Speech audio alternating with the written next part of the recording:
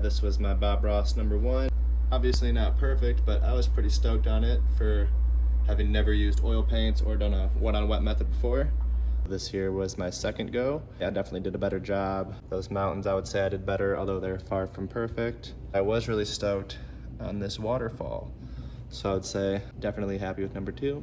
This here was my third one. You can see kind of right here, there's a green smudge. Knocked it off my easel. It was also just kind of getting away from me. They're happy little trees, but they've been pretty hard for me to do still. I was really stoked with this tree limb that I popped out. That was kind of the last thing I did, so that was pretty good. This was Bob Ross #4. I was really excited with the start of this one and those mountains in the background, and then I think the trees, like the pine trees and those red, orange, and yellow highlights are some of the best highlights I've ever done. I do think that I didn't put enough magic white on the canvas, and kind of making the water and the reflections wasn't working quite as well. I also totally messed up the front, so I just scraped off all the paint with my knife and didn't practice some mountains. So it's kind of an incomplete painting. But that's all right, just practicing. So that was #4. This here was my 5th go, and I would say one of my better ones for sure. It was nice after the 3rd and 4th to actually finish one really well and be happy with it. I had knocked the 3rd one off my easel, and the 4th one I just messed up.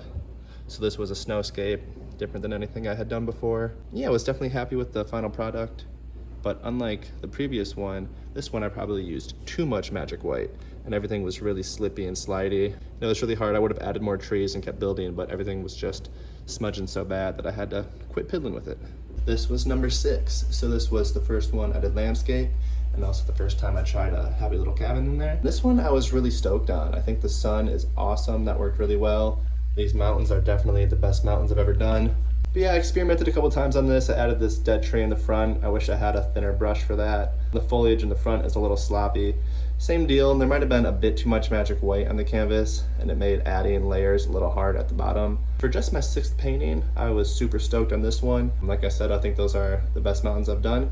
So, about to start #7. Tell me what you think.